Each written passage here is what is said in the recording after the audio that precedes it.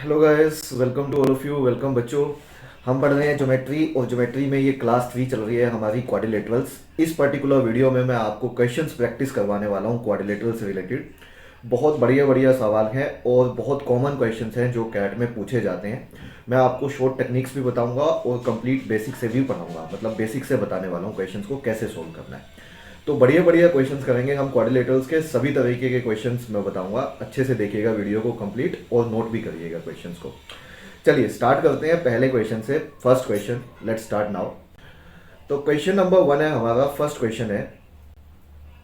Question है बच्चों, पहला सवाल है। हाँ जी, हमें एक क्वाड्रिलेटरल दिया हुआ है। This is the quadrilateral which is given. कोई भी क्वाड्रिलेटरल हो सकता है ये, ठीक है। कोई नाम नहीं दिया कैसा क्वाड्रिलेटरल है ये, ऐसे करके एक क्वाड्रिलेटरल दे दिया है हमें। This is the quadrilateral which is given. और इसमें क्या किया है, इसके डायगनल्स को मिला दिया है। ऐसे करके यहाँ से बच्चों डायगनल को मिलाया गया है और यहाँ से भी इस डायगनल को मिला दिया गया है, ठीक है।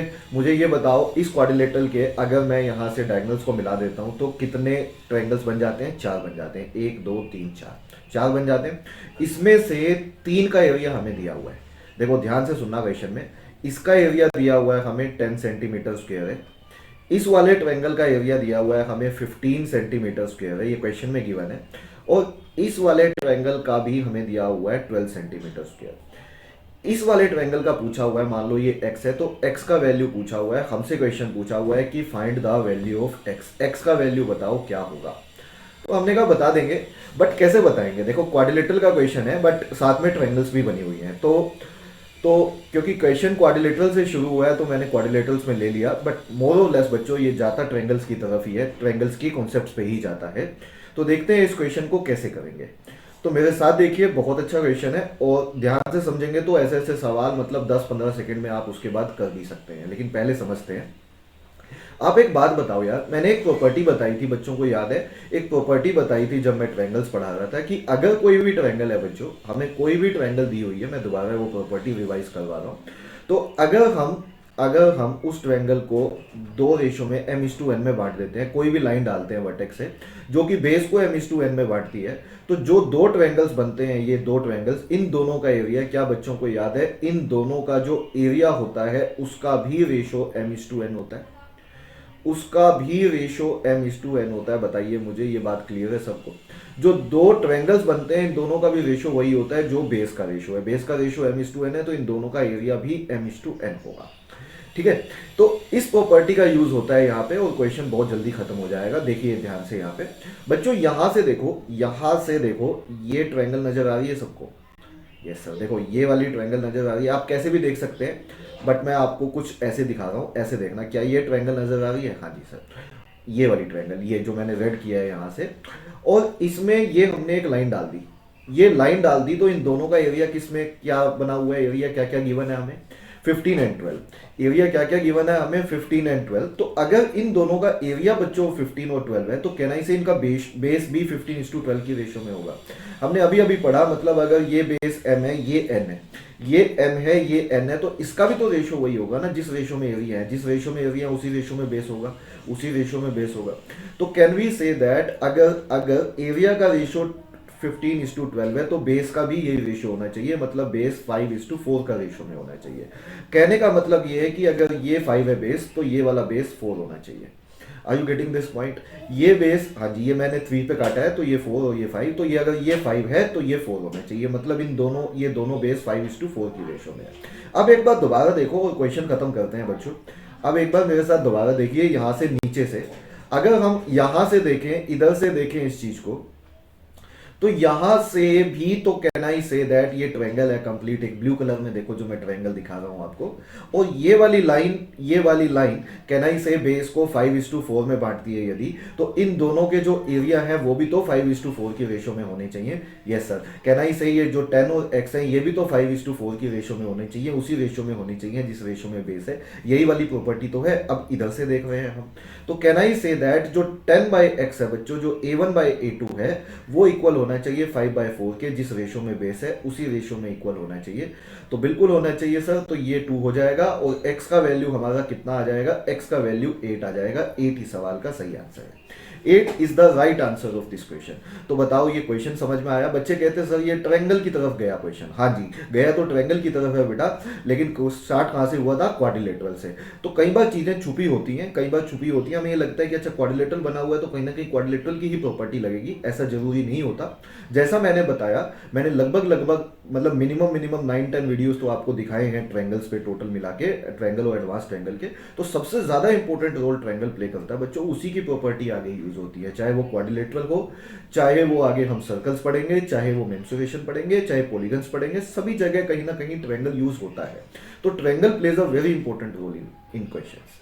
तो अब मैं आपको एक शॉर्टकट बताता हूं इस सवाल का, तैयार हो जाइए इस सवाल का एक शॉर्टकट जानने के लिए। तो बच्चों शॉर्टकट ये है, शॉर्टकट सुन लो कि अगर कोई भी क्वाड्रिलेटरल है, ये सुन लीजिए, कोई भी क्वाड्रिलेटरल हमें दिया हुआ है, जैसे ये क्वाड्रिलेटरल हमें गिवन था, तो एक बार फिर से बना देता हूं ऐसे करके, कोई भी क्वाड्रिलेटरल है, अगर कभी भी आप डायगोनल्स को ऐसे करके मिलाते हो तो 4 ट्रायंगल बनी। मान लो इसका एरिया a सेंटीमीटर स्क्वायर है, इसका एरिया b सेंटीमीटर स्क्वायर है, इसका एरिया c सेंटीमीटर स्क्वायर है और इसका एरिया d सेंटीमीटर स्क्वायर है। ये बात समझ में आ रही है सबको? ये a है, ये b है, ये c है, ये d है, जैसे यहां पे थे।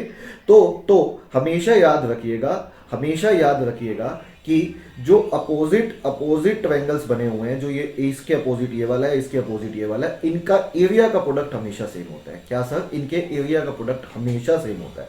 हमेशा सर, हमेशा। मतलब a इंटू सी, इन दोनों के एरियाज का प्रोडक्ट हमेशा b इंटू डी के इक्वल होगा, b इंटू डी के इक्वल होगा। यहाँ पे ABCD क्या है? यहाँ पे ABCD समझ गए ना बच्चों? ये एरियाज है। किसके एरिया है? जो 4 ट्रायंगल बने हैं। तो जो अपोजिट, एक दूसरे के अपोजिट ट्रायंगल्स हैं, उनके एरियाज का प्रोडक्ट हमेशा सेम होता है। तो नेक्स्ट टाइम आप ये लगा सकते हैं और आपका तुरंत आंसर आ जाएगा। जैसे हमारे वाले सवाल में भी आप देख सकते हैं, हम सिंपली बोल सकते हैं क्या? 10 into 12 a into c is equal to b into d 15 into x. तो अगर ये लगाते हैं तो x का वैल्यू हो जाना चाहिए 120/15।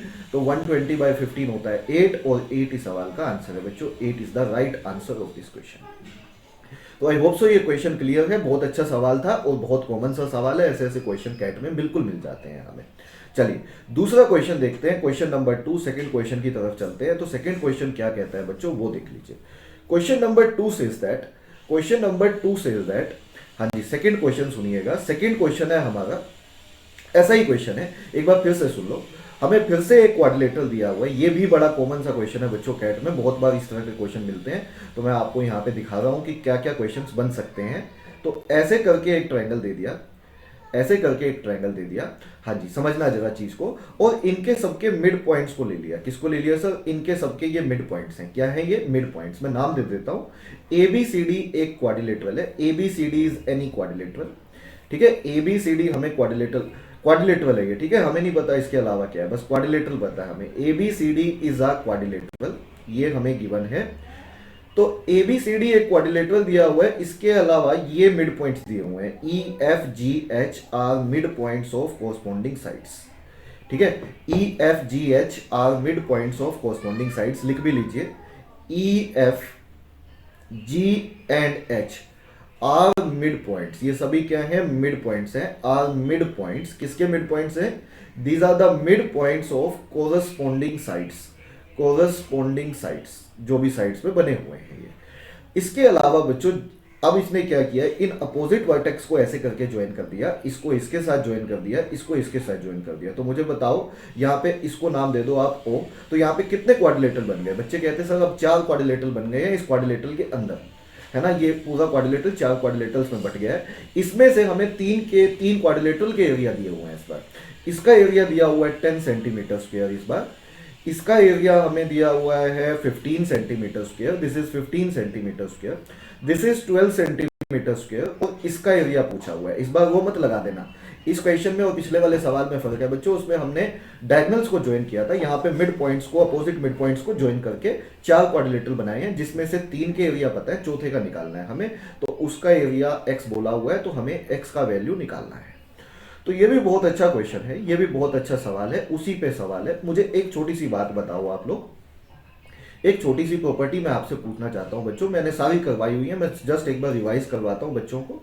तो क्या हमने ये पढ़ा था बच्चों, जब क्वेश्चन किए थे कि जो मीडियन होता है, क्या आप लोगों को याद है कि मैंने बताया था जो मीडियन होता है बच्चों, वो दो काम करता है। क्या काम करता है सर? एक तो हाफ द साइड करता है, एक तो साइड को दो इक्वल हाफ्स में डिवाइड कर देता है, हाफ द साइड, और साथ में क्या करता है, साथ में हाफ द एरिया भी कर देता है, जो एरियाज होते हैं उनको भी दो इक्वल पार्ट्स में डिवाइड कर देता है। Yes sir. अब इसका क्या रोल है यहाँ पे, वो देखिए यहाँ पे देखो, ये अगर मिड पॉइंट है तो क्या मैं बोल सकता हूँ ये 1:1 का रेशो है? Yes sir. ये भी 1:1 का रेशो होगा क्योंकि ई मिड पॉइंट है। ये भी 1:1 का रेशो होगा क्योंकि एफ मिड पॉइंट है। ये भी 1:1 का रेशो होगा क्योंकि जी मिड पॉइंट है। अब आप क्या करिए इस क्वेश्चन में, इस सवाल में क्या करिए, यहां से इनको ज्वाइन कर दीजिए, चारों वर्टेक्स को ज्वाइन कर दीजिए, O A, O B, O C and O D. आपने ऐसे करके इनको ज्वाइन कर दिया, कर सकते हैं हम। देखो जैसे ही हमने ज्वाइन किया तो यहाँ पे अलग अलग से ट्रायंगल बन गए हमारे। मैं आपको दिखाता हूँ। जैसे अगर आप यदि आप इस ट्रायंगल की बात करें बच्चों, किस ट्रायंगल की सर? अगर मैं यहाँ पे इसमें देखिएगा इस ट्रायंगल की बात करता हूं, कौन सी? ये वाली ट्रायंगल। तो कैन वी से दैट, या ये वाली ट्रायंगल की बात करता हूं, यहां पे देखिए ये वाली ट्रायंगल।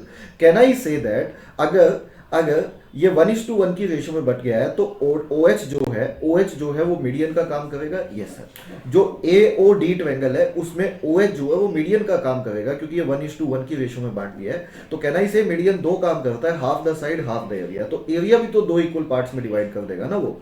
Yes sir. तो एरिया दो इक्वल पार्ट्स में बट गया। मान लो इसका एरिया एक मिनट के लिए A है बच्चों, इसका एरिया ए मान लिया हमने इस ट्रायंगल का। तो कैन वी से दैट इस ट्रायंगल का भी ए होगा, और ये कंप्लीट 10 है। तो मुझे बताओ ये बचा हुआ क्या मैं 10 माइनस ए बोल सकता हूँ? ये बचा हुआ 10 माइनस ए बोल सकता हूँ। एक बार दोबारा सुन लो, इसका इस ट्रायंगल का एरिया हमने ए मान लिया। तो कैन आई से इसका भी ए होगा, इसका भी ए होगा। ये ए तो पूरा 10 था तो बचा हुआ 10 माइनस ए। बिल्कुल सेम लॉजिक से इस ट्रायंगल के लिए ये मीडियन का काम करेगा। AOB ट्रायंगल के लिए OE जो है वो मीडियन का काम करेगा। अगर ये 10 माइनस ए है तो कैन वी से ये 10 माइनस ए होगा, ये 10 माइनस ए होगा। पूरा बच्चों 15 है, पूरा कंप्लीट ये 15 है, उसमें से ये 10 माइनस ए है। तो कैन वी से जो ये बचेगा ये 5 प्लस ए बचेगा। जब ये 5 प्लस ए बचेगा तभी तो दोनों का सम 15 आएगा ना। तो ये 5 प्लस ए बचेगा, ये 5 प्लस ए है तो ये 5 प्लस ए होगा। अगर ये 5 प्लस ए है, ये 5 प्लस ए है, टोटल 12 है। तो कैन वी से बचा हुआ 7 माइनस ए होगा, ये 7 माइनस ए होगा, ये 7 माइनस ए है। कैन वी से तभी तो टोटल 12 आएगा ना। ये 7 माइनस ए है तो ये 7 माइनस ए होगा। बोलो सही है इतना? और हमें x का वैल्यू निकालना है, हमें x का वैल्यू निकालना है। तो can we say x must be equal to A plus 7 minus A से ए कैंसिल आउट हो जाएगा। तो क्या इस सवाल का आंसर हम 7 बोल सकते हैं? बिल्कुल बोल सकते हैं सर, और 7 ही इस क्वेश्चन का सही आंसर है बच्चों। 7 is the right answer of this question. क्या ये क्वेश्चन बच्चों को क्लियर हुआ? आई एम श्योर ये 100% क्लियर होना चाहिए। तो बच्चों कुछ चीजें हमें लगती हैं कि ये क्वाड्रिलेटरल की है, मैं जस्ट आपको दिखा रहा हूं कि actually quadrilateral is nothing but the extension of triangles. Extension of triangles बच्चों, ये कहीं ना कहीं एग्जांपल आप क्वाड्रिलेटरल के भी बोल सकते हो, आप ट्रायंगल के भी बोल सकते हो। ठीक है, दोनों का मिक्सचर है ये। तो आई होप सो ये क्वेश्चंस बच्चों को अच्छे से क्लियर हो रहे हैं। तो इसमें बच्चे कहते हैं इसमें कोई शॉर्टकट सर, इसमें तो काफी लेंथी हो गया। लेंथी तो नहीं हुआ, जल्दी जल्दी ही निकल गया, लेकिन हाँ शॉर्टकट तो बनता है। तो शॉर्टकट तो बनता है, मैं शॉर्टकट बता देता हूँ। शॉर्टकट ये बनता है बच्चों कि अगर हमारे पास कोई भी क्वाड्रिलेटरल है, सपोज ये एक क्वाड्रिलेटरल हमें गिवन है, this is the quadrilateral which is given. ABCD एक क्वाड्रिलेटरल हमें दिया हुआ है, ABCD एक क्वाड्रिलेटरल दिया हुआ है, और इनके इन मिड पॉइंट्स को ज्वाइन कर दिया गया है। इनके कभी भी मिड पॉइंट्स को ऐसे करके ज्वाइन कर दिया जाए तो तरीका हमने देखा, लॉजिक हमने देखा, बट अब आपको मैं डायरेक्ट एक फॉर्मूला दे देता हूं, डायरेक्ट यूज करो और आंसर निकाल सकते हो। क्या? अगर इसका एरिया A सेंटीमीटर स्क्वायर है, इसका एरिया B सेंटीमीटर स्क्वायर है, इसका एरिया C सेंटीमीटर स्क्वायर है, और इसका D सेंटीमीटर स्क्वायर है, तो कभी भी अपोजिट मिड पॉइंट्स को अगर ज्वाइन करते हो तो ऐसे में 4 क्वाड्रिलेटरल बने। पिछले वाले क्वेश्चन में क्या हुआ था, वहां पे 4 ट्रायंगल बनी थी, तो अपोजिट जो ट्रायंगल्स थी उनके एरिया का प्रोडक्ट सेम था। यहां पे क्या होगा, 4 क्वाड्रिलेटरल्स बने हैं जो अपोजिट में जो क्वाड्रिलेटरल्स हैं उनके एरिया का सम हमेशा इक्वल होता है। मतलब सर उनके एरिया का बच्चों सम हमेशा इक्वल होता है।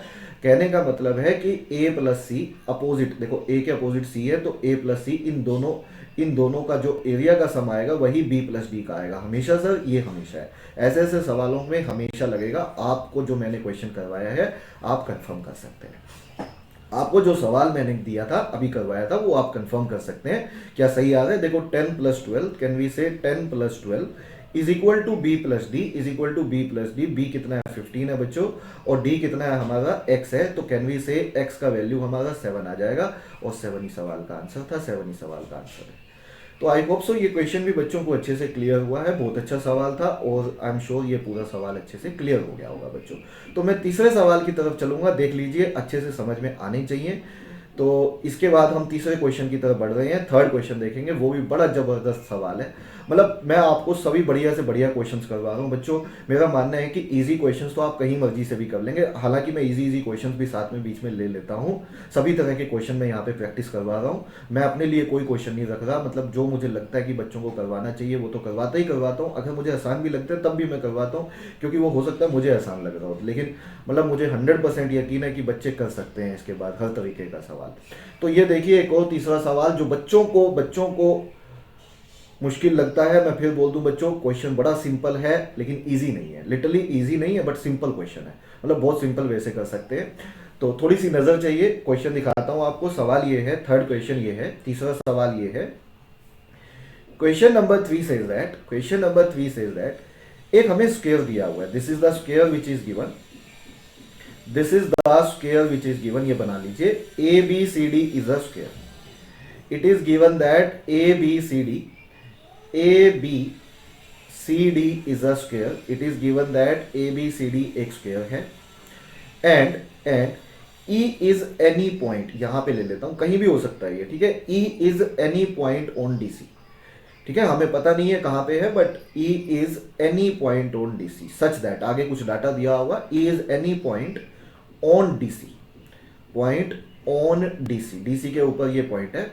और इसने फिर क्या किया है, इसने क्या किया, AC डायगोनल को ज्वाइन किया हुआ है, इसको ज्वाइन किया हुआ है, क्वेश्चन में है ये, और E पॉइंट से हमें B को ज्वाइन किया हुआ है, क्वेश्चन में B से E पॉइंट को ज्वाइन किया हुआ है इसने, ऐसे करके ज्वाइन किए हुए हैं ये दोनों। और इसमें इस पॉइंट को O नाम दे दिया गया है। इसका एरिया हमें गिवन है बच्चों, ये ऊपर वाली ट्रायंगल का एरिया 8 सेंटीमीटर स्क्वायर है, इस वाली ट्रायंगल का एरिया 8 सेंटीमीटर स्क्वायर है, ठीक है। और ए और बी नीचे वाली ट्रायंगल का एरिया 20 सेंटीमीटर स्क्वायर है। ये क्वेश्चन में गिवन है हमें, ये क्वेश्चन में गिवन है हमें। और क्वेश्चन में पूछा क्या गया है, क्वेश्चन में मैं बता देता हूं, क्वेश्चन में पूछा गया है find the area of, find area of triangle AED दिख रहा है आपको, AED मैं आपको दिखा दूं, AED ये वाला ट्रायंगल बनेगा, ये इधर वाला ट्रायंगल बनेगा, AED इसका एरिया पूछा हुआ है। तो इस सवाल को देख के बच्चे कहते, अच्छा मैं एक बार फिर से याद दिला दूं बच्चों आपको, क्या क्या गिवन है, ये सारी पॉइंट्स गिवन है, इसके अलावा ये गिवन है एरिया ऑफ ट्रायंगल EOC हमें गिवन है 8 सेंटीमीटर स्क्वायर, वो मैंने लिख दिया था। और एरिया ऑफ ट्रायंगल AOB भी गिवन है हमें, AOB कितना है 20 सेंटीमीटर स्क्वायर, ये भी हमें गिवन है, ये क्वेश्चन में दिया हुआ है। अब बच्चे इस क्वेश्चन को देख के कहते हैं कि सर डाटा बहुत कम है, मतलब कैसे करेंगे। मतलब आप इसको पोज करके ट्राई कर सकते हो और मुझे कमेंट में बता भी सकते हो कि आप लोगों ने सोल्व किया या नहीं किया। बट जनरली होता क्या है कि ये क्वेश्चन बच्चे जब सोल्व करने बैठते हैं तो बहुत हार्डली किसी बच्चे से होता है। उसका कारण ये नहीं है कि क्वेश्चन बच्चों सिंपल नहीं है, क्वेश्चन बहुत सिंपल है, लेकिन मैं फिर कहूँगा इसका कारण ये है कि क्वेश्चन ईजी नहीं है। इजी क्वेश्चन कौन से होते हैं, जो सीधे सीधे डाटा पे होते हैं, मतलब आपको कोई डाटा दिया और आपको फॉर्मूला लगाना, आंसर आ गया। तो ऐसा नहीं है, इजी नहीं है, बट बहुत सिंपल क्वेश्चन है, सिंपल वे से समझेंगे। उससे पहले मैं दो बातें आपसे डिस्कस करना चाहता हूँ। पहली बात बच्चों, मुझे एक छोटी सी बात बताओ, वैसे ये बात डिस्कस हो चुकी है और पता भी होती है बच्चों को। देखो, अगर ये दो लाइनें पैरेलल हैं, आप मुझे ये बताओ, अगर हमें एक ये लाइन और एक ये लाइन, अगर हमें ये दो लाइनें पैरेलल दी हुई हैं, L is parallel to M, अगर ये दो लाइनें पैरेलल हैं तो किसी एक लाइन को मैंने बच्चों फिक्स कर लिया, M लाइन को। मुझे एक बात बताओ, अब M लाइन को मैंने फिक्स कर लिया, तो L लाइन के साथ ये जहां भी कोई भी ट्रायंगल बनाएगा, जो M लाइन है कंप्लीट, वो L लाइन के साथ कहीं भी कोई भी ट्रायंगल अगर बनती है, क्या मैं इन ट्रायंगल्स का एरिया, क्या मैं जो भी ये ट्रायंगल्स बन रही हैं, ऐसे सोचो, जो भी ये ट्रायंगल्स बन रही हैं, क्या मैं इन सभी ट्रायंगल्स का एरिया सेम बोल सकता हूं? बच्चे कहते कैसे सर? तो बच्चों मुझे एक बात बताओ, क्या इन सबका एरिया बराबर होगा? क्यों होगा सर? मैं बताता हूं। एक बात बताओ, क्या सबका बेस सेम है? Yes sir. क्या सबके केस में हाइट भी सेम बनेगी? यही तो हाइट बनेगी, चाहे इधर से बना लो, चाहे इधर से बना लो, इसको आगे एक्सटेंड करके, है ना, चाहे ये यहां से ले लो, हाइट तो सभी के केस में सेम है ना। बेस भी सबका सेम है, हाइट भी सबकी सेम है, तो क्या मैं बोल सकता हूं दो पैरेलल लाइंस के केस में, दो पैरेलल लाइंस के केस में जितने भी ट्रायंगल बनेंगे, अगर किसी एक लाइन को फिक्स कर दिया जाए तो उसके साथ जो भी दूसरा ट्रायंगल बनेगा दूसरी लाइन के साथ, कहना इसे उन सब का एरिया हमेशा बराबर होगा। इसका एरिया अगर A1 है, इस वाली ट्रायंगल का A2 है, इस वाली ट्रायंगल का A3 है, ये वाली A3 है, तो जितने भी ट्रायंगल बने इन सब का एरिया हमेशा बराबर होता है। कारण क्या है इन सब के एरिया बराबर होने का बच्चों? ये A1 समझ गए ना आप, ये वाली ट्रायंगल A1 दी है मैंने, ये वाली A1 है, ये वाली A2 है। इनका कारण क्या होता है इन सबका सेम होने का? क्योंकि इन सबका बेस भी सेम है और इन सबकी हाइट भी सेम है। बेस सेम हाइट सेम, तो एरिया का फॉर्मूला क्या होता है? Half into base into height. तो जब बेस भी सेम है, हाइट भी सेम है, तो कैन वी से एरिया भी सेम ही होगा। बोलो ठीक है ये? बस इतनी बात हमने समझ ली है। अब क्वेश्चन खत्म है। देखो कैसे। अब आप मुझे एक छोटी सी बात बताओ यार, अगर मैं ए बी को बेस बोलता हूं, हमारे क्वेश्चन पे आ जाओ बच्चों।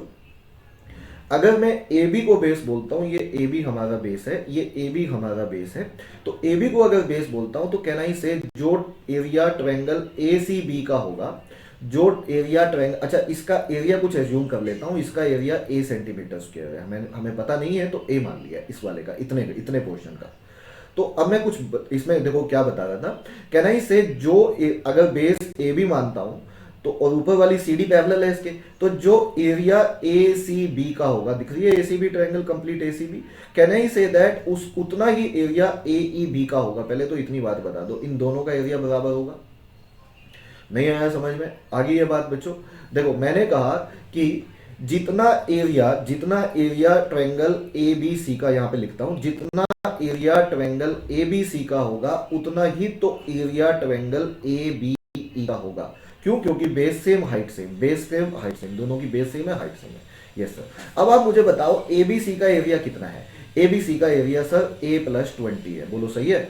A+20 है, ये A है तो ये 20 है, तो ये भी A+20 होना चाहिए, ये भी A+20 होना चाहिए। बोलो मेरी बात समझ में आ रही है सबको? कौन से वाला? ये वाला, सॉरी, ये अगर A+20 है, फिर से सुन लो, ये A+20 है यदि, तो ए बी ई भी तो A+20 होना चाहिए, ये भी तो A+20 होना चाहिए, या 20+A होना चाहिए। यस सर, क्योंकि अगर ये A+20 तो ये भी A+20, तो उसमें से इस वाले ट्रायंगल का भी A+20 एरिया आ गया, तो ये 20 है, तो कहना इसे ये बचा हुआ ये होगा। ये कैसे हो गया सर? देखो मेरी बात सुनो दोबारा बेटा, अगर इसका एरिया और इसका एरिया बराबर है तो ये वाला पोर्शन तो दोनों में कॉमन है ना 20, तो ये ए है तो ये होगा, ये ए है तो ये होगा, तभी तो A+20 सेम बनेंगे। तो ये ए हो गया सर। हाँ जी सर। अब आपको एक प्रॉपर्टी मैंने बताई थी, जब भी आप एक डायगोनल डालते हो किसी भी पैरेललोग्राम में, स्क्वायर में, रोम्बस में, किसी में भी, जब भी आपको ये एक डायगोनल डालते हो तो जो दो ट्रायंगल बनती है उन दोनों का एरिया बराबर होता है बच्चों। क्या होता है सर? उन दोनों का एरिया इक्वल होता है। तो अगर इसका एरिया A+20 है, ये A+20 है, तो कहना इसे ये वाला भी तो A+20 होना चाहिए। अगर ABC का एरिया A+20 है, तो ये भी A+20 होना चाहिए। उसमें से 8+A जा चुका, टोटल 20+A है, तो कैन वी से ये बचा हुआ 12 होगा। और जो हमसे पूछा हुआ था वो यही था, कैन वी से 12 इसका आंसर होना चाहिए, और 12 सेंटीमीटर स्क्वायर ही इस सवाल का आंसर है। बच्चे कहते हैं सर मजा आ गया लेकिन समझ नहीं आया। मजा आ गया लेकिन समझ नहीं आया, दोनों बातें होंगी बच्चों, मजा भी आएगा, समझ भी आएगा। एक बार दोबारा सुन लो।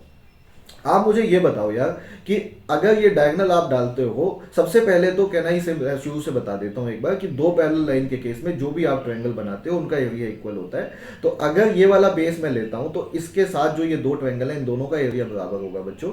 उसमें ये ए है, ये 20 है, 20 तो दोनों में कॉमन था, तो अगर ये ए है तो ये ए निकलेगा वहां से, ये हमने यहां से भी देख लिया था। तो अगर ये वाली लाइन आपने डाली है तो ये दोनों ऊपर नीचे वाली ट्रायंगल्स का एरिया बराबर होना चाहिए। ये 20+A है तो ये भी 20+A होना चाहिए। 8+A ये ऑलरेडी है, तो बचा हुआ 12 होगा बच्चों। 12 ही आंसर है, यही पूछा हुआ था आपसे AED का एरिया, तो 12 सेंटीमीटर स्क्वायर इस सवाल का सही आंसर है। तो आई होप सो ये क्वेश्चन भी बच्चों को अच्छे से क्लियर हुआ, ऐसा मैं बिल्कुल एक्सपेक्ट करता हूँ। एक क्वेश्चन और दिखाता हूँ बच्चों, ऐसा ही सवाल है जैसा थर्ड है। मैं चाहता हूँ अब आप भी ट्राई करें उस क्वेश्चन को, बट मैं करवाऊंगा आपको, मेरी रिस्पॉन्सिबिलिटी है करवाना, बट आप एक बार खुद से भी अब ट्राई कर सकते हैं। सवाल वो भी अच्छा है और ये बड़े कॉमन से सवाल है। ये वो सवाल है बच्चे जो कर नहीं पाते, अगली बार आप बिल्कुल देखते ही करके आओगे। मतलब ऐसा कुछ भी नहीं है अब हम इसमें कर नहीं सकते। जो एक और एग्जाम्पल मैं दे देता हूँ, एक और रिवीजन के तौर पे मैं एग्जाम्पल दे देता हूँ ऐसा ही, ताकि आप लोगों को अच्छे से ये बातें क्लियर हो जाए।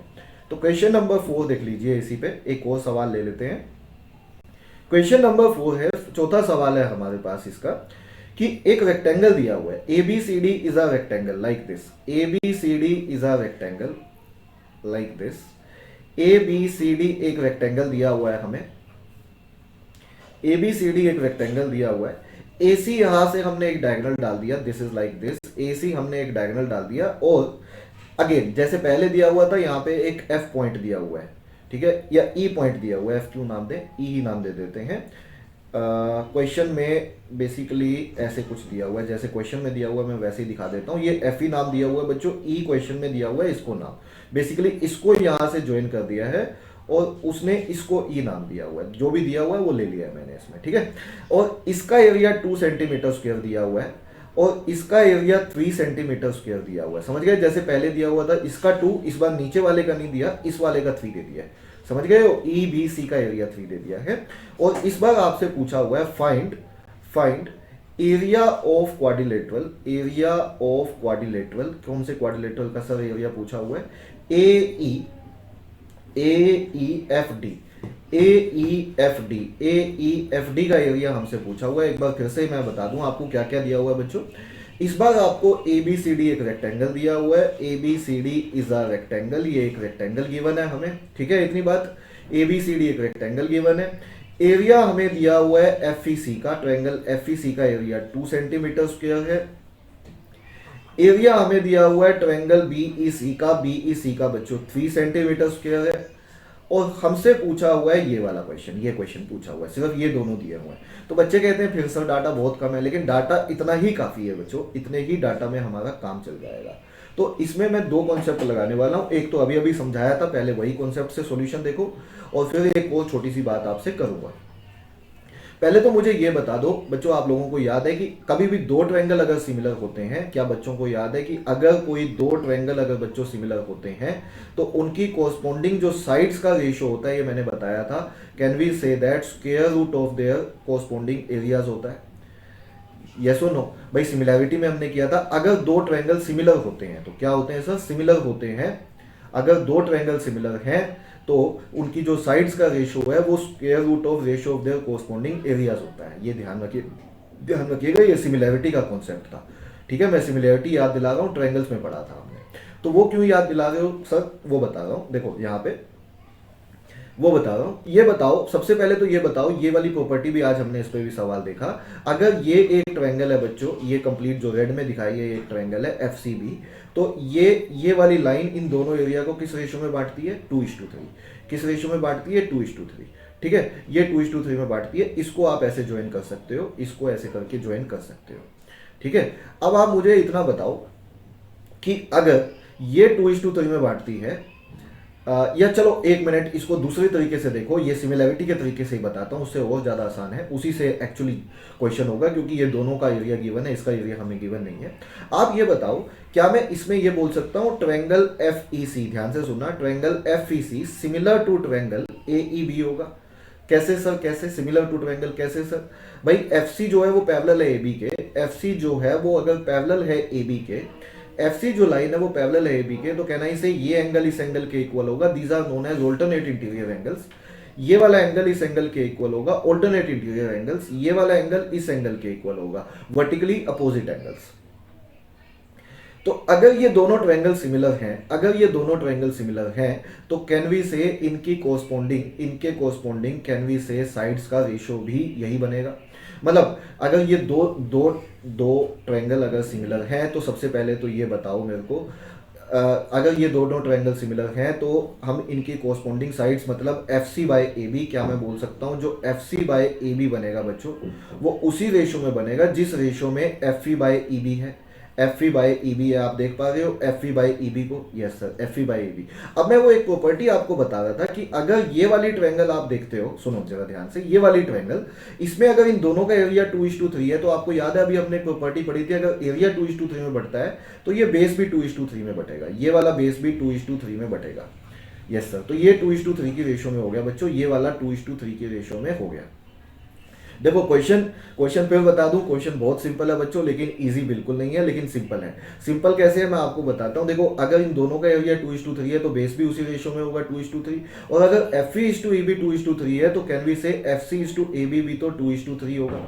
ये दोनों भी 2:3 की रेशो में होंगे, ये रेशो है बच्चों 2:3 2:3। भाई अगर ये दोनों 2:3 है तो ये भी 2:3, क्यों? क्योंकि ट्रायंगल सिमिलर है, और ट्रायंगल सिमिलर होती हैं तो corresponding sides are in same proportion. तो अगर साइड्स 2:3 की रेशो में आ गई हैं तो मुझे एक बात बताओ, अगर साइड्स 2:3 की रेशो में आ जाए किसी की, तो उनके एरियाज का रेशो क्या होगा? कैन वी से उनके कोरस्पॉन्डिंग एरियाज का जो रेशो होगा, स्क्वायर कर दो इसका, वो 4:9 होगा। वो 4:9 होगा। किसके एरिया का रेशो है बच्चों? ये इन्हीं दोनों ट्रायंगल्स के एरिया का रेशो है। ये इन्हीं दोनों ट्रायंगल्स के एरिया का रेशो है, एक ऊपर एक नीचे, एक ऊपर एक नीचे, समझ आ रहा है? एक ऊपर एक नीचे, एक ऊपर एक नीचे। तो इसका एरिया तो ऊपर वाले का हमें ऑलरेडी 2 पता है, नीचे वाले का एरिया x मान लेते हैं, इसका एरिया x मान लेते हैं, ये नीचे वाली ये वाली ट्रायंगल का। तो x का वैल्यू निकाल लीजिए सबसे पहले आप यहाँ से, और फिर क्वेश्चन खत्म करते हैं बच्चों। x का वैल्यू कितना आएगा? यहाँ से ये कटेगा, x का वैल्यू आपका आ जाएगा 9/2। 9/2 बोले तो 4.5, तो 4.5 ये x का वैल्यू आ जाता है हमारा 4.5, मतलब इसका एरिया 4.5 है, इसका एरिया 3 है। हाँ जी बच्चों, अब बस मैं लास्ट बात पूछता हूँ आपसे, इसका एरिया 4.5 है, इसका 3 है, तो ये टोटल कितना हो गया? टोटल 7.5 हो गया। फिर से सुन लो, एबीसी का टोटल एरिया कितना हो गया? 7.5 हो गया। तो इससे ऊपर जो ट्रायंगल है उसका भी तो एरिया सेम बनेगा ना, क्योंकि कोई भी डायगोनल है वो दो ट्रायंगल्स के एरिया को इक्वल में बांटता है। तो अगर ये 7:5 है तो ये ऊपर वाला भी 7.5 होगा। तो बच्चों मुझे ये बताओ, ये 2 है, तो कैन वी से जो ये बच गया है पूरा कंप्लीट पोर्शन, ये 5.5 होना चाहिए, तभी तो 7.5 बनेगा। और यही हमसे पूछा हुआ था, देखो AEFD का ही वैल्यू पूछा हुआ था, तो कैन वी से answer of this question would be 5.5 centimetre square. और यही सवाल का आंसर है बच्चों, 5.5 centimetre square is the absolute right answer of this question. मैं एक बार दोबारा समझा देता हूँ ये क्वेश्चन को, एक बार दोबारा से एक्सप्लेन कर देता हूँ। देखो सवाल अच्छा था, बट अगली बार आप कर सकते हो, नेक्स्ट टाइम आप कर सकते हो, कोई ऐसी दिक्कत नहीं है। दो बातें हुई हैं इसमें बच्चों। पहली बात तो ये हुई है कि अगर अगर एरिया 2:3 में है तो इन दोनों का बेस 2:3 में होगा, ये ले लिया हमने। फिर हमने कहा ये वाली दोनों ट्रायंगल सिमिलर हैं, अगर ये वाली दोनों ट्रायंगल सिमिलर हैं हमारी, तो अगर ये 2:3 तो ये भी 2:3 रेशो में होगा, और अगर ये दोनों 2:3 की रेशो में है तो इन दोनों के एरिया किस रेशो में बनेंगे? वो 4:9 की रेशो में बनेंगे, क्योंकि स्क्वायर हो जाएगा तो 4:9। तो इसका एरिया 2 है, इसका x मान लिया, तो x का वैल्यू हमने निकाल लिया 4.5, यहाँ से ये 4.5 आ गया, ये 3 है, टोटल ये 7.5 हो गया, तो ये भी 7.5 होना चाहिए। उसमें से ये 2 है बच्चों, तो बचा हुआ कितना है? 5.5। 5.5 इस सवाल का आंसर है, 5.5 इस सवाल का आंसर है। तो आई होप सो ये क्वेश्चंस बच्चों को अच्छे से क्लियर हुए, अच्छे से समझ में आए, ऐसा मैं बिल्कुल एक्सपेक्ट करता हूँ। अच्छे से बच्चों ने नोट कर लिया होंगे, ऐसा मैं बिल्कुल एक्सपेक्ट करता हूँ। तो बच्चों इतना आप अच्छे से एक बार रिवाइज कर लो, ज्योमेट्री की नेक्स्ट क्लास में मिलेंगे हम। आज इतना ही करते हैं। Thank you very much, by two all of you.